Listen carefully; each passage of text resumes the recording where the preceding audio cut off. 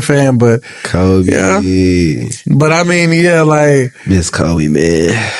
Like speaking of since we're on this topic of purple and gold, the Lakers, Kobe, like what would you say would fix the Lakers right now? Like, what's the solution that could make the Lakers a bona fide championship contender? Bona fide. Like, what's some moves they can make, or what's like just something they should fix?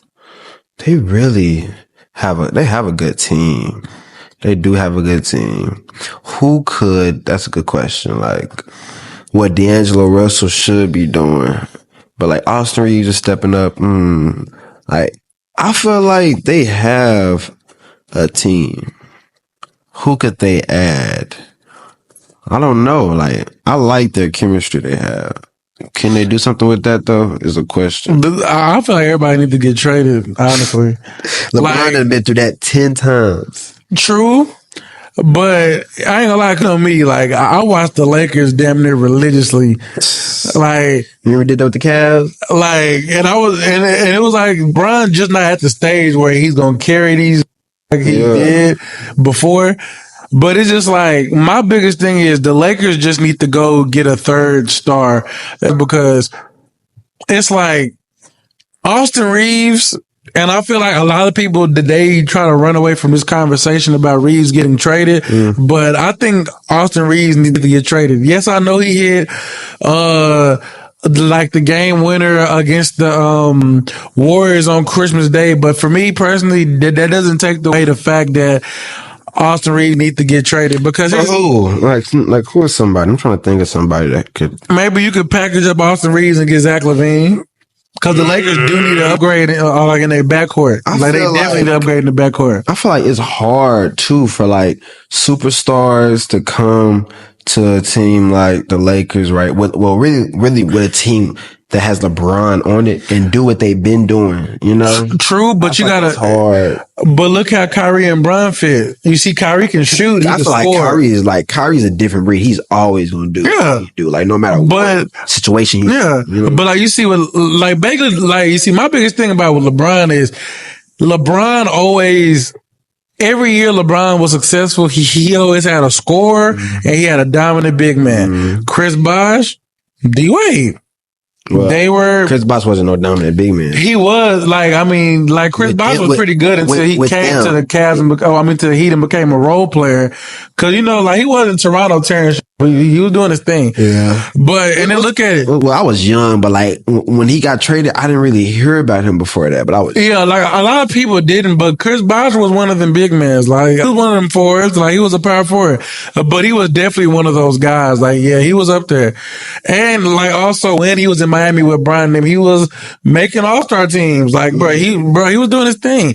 But the thing about it, it's like with Brian, he always needs like at least that dominant big, and he had that now AD. And then also he needs that other scorer, because the thing is, like, the reason why they need that is LeBron's only getting older. LeBron can't keep dropping 30 every night. If he drops 30 every night, they probably ain't gonna make the playoffs because there's too much workload on LeBron.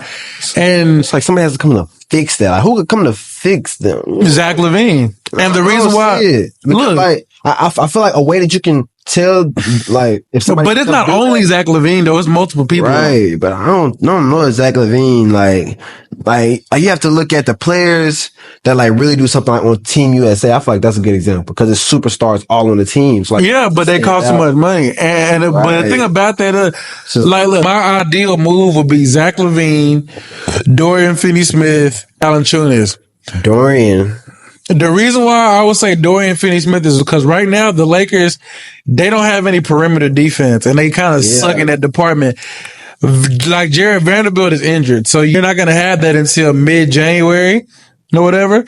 But if you get Dorian Finney-Smith, he's basically a souped up Jared Vanderbilt, and he can knock down the corner three ball. And I think he's like a 40% shooter. So he'll not only be able to add to the 3-pointers You know, and then you guys still have young Dalton Connect. He's looking like he's going to be a star in the league pretty soon. Dalton Connect. Like, he's looking like one of them ones coming up. I wonder why he got in the game late versus the Warriors? Yeah, he got in the game. Oh, it's because, like the Lakers are trying to lean towards this defensive unit, and they've been doing better like now that Max Christie been starting because remember I was telling you how Max Christie needs to get playing more minutes? Bro, since Max Christie has started to become a starter, the Lakers, I think they said they're 5-1 with Max Christie as a starter right now. And he's effective. He just locked up Ja Morant. I think a week ago or something like that, or 2 weeks ago, he just locked up Ja Morant.